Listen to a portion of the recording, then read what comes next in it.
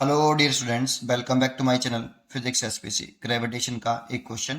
To satellite P and Q are moving in different circular orbit around the earth. Radius R. The height of P and Q from the earth surface, height hp and hq respectively, where hp is equal to r by 3.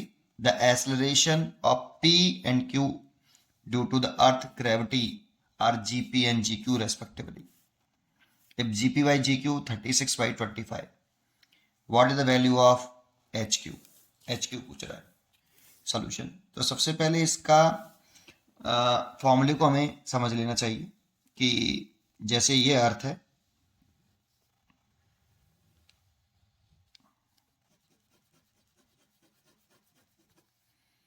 ये अर्थ का मास है, ये अर्थ की radius है, ये अर्थ का surface हो गया। सरफेस से एच हाइट पर, हाइट अर्थ की सरफेस से है एच हाइट पर आपका ये एक सैटेलाइट है, ये एक सैटेलाइट है और ये ऐसे रिवॉल्व कर रहा है, इसे ऑर्बिट बोलते हैं। ये आपकी ऑर्बिट हो गई, इसको रेडियस ऑफ ऑर्बिट बोलते हैं, स्मॉल आर। ये सेंटर टू सेंटर सेपरेशन होती है।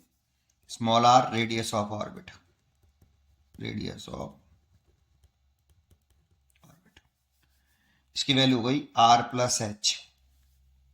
ये अगर इस सैटेलाइट का एक्सेलरेशन ड्यू टू ग्रेविटी लिखें इस जगह पर, जी अर्थ के सरफेस पर एक होता है और एक इस जी लिख रहे हैं इस जगह पर एच हाइट पर, एच हाइट पर एक्सेलरेशन ड्यू टू ग्रेविटी लिखें तो इसका फॉर्मूला होता है जी कैपिटल एम आता है, सैटेलाइट के मास से इंडिपेंडेंट होता है acceleration due to gravity, over small r का स्क्वायर आता है।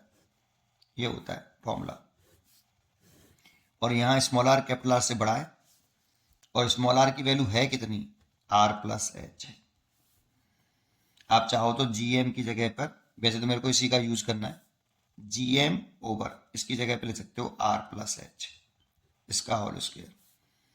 अब इसका एक फॉर्मूला और बना लिया जाता है कि जैसे अर्थ के सरफेस पर जो एक्सेलरेशन ड्यू ग्रेविटी होती है स्मॉल जी होती है, ये G capital M by R square, इसलिए मैंने एच हाइट पर जी एच लिखा है।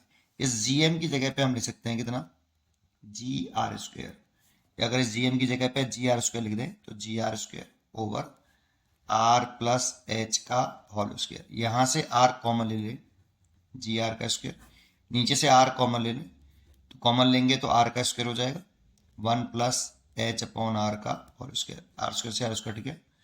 एच हाइट पर जो g acceleration due to gravity है एच हाइट पर, वो जी ये अर्थ के सरफेस पर है, one plus h upon R का होल स्क्वायर। एक फॉर्मूला आपने ये पढ़ा होगा अर्थ की सरफेस से एच हाइट पर। और अगर एच छोटा है कैपिटल आर से, फिर उसको ऊपर ला के एक और फॉर्मूला बन जाता है, उसका यहाँ पे यूज नहीं है, मेरा तो यूज इस वाले से है।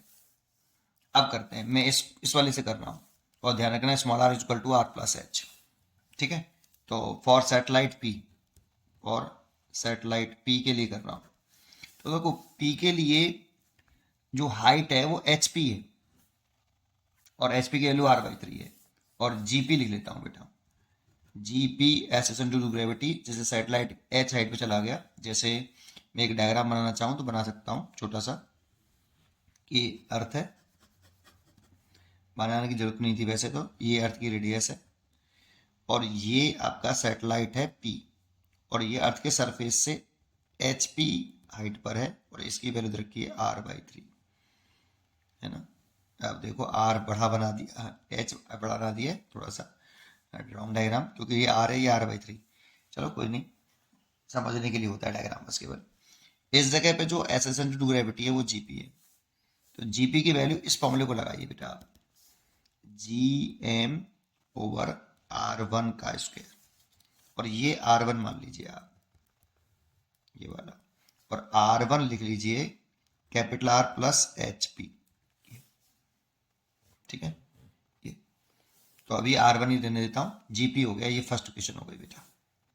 ऐसी सिमिलरली फॉर सैटेलाइट क्यू के लिए लिखे तो g q is equal to g capital M, तो अर्थ का मास है बेटा, सैटेलाइट के मास से तो acceleration due to gravity independent है, ओवर R2 का स्क्वायर।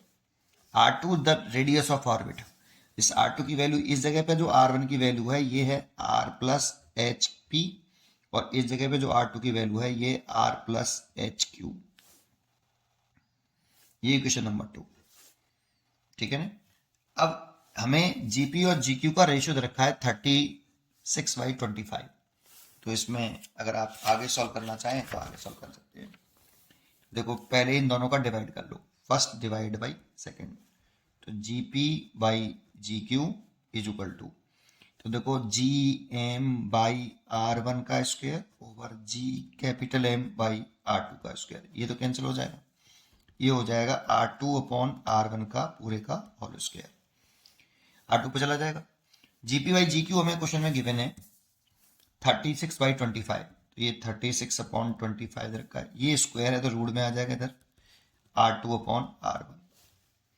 तो R2 अपॉन R1 जो आया हमारा 6/5 आ गया, तो यहाँ से R2 की वैल्यू आ गई 6/5 R1।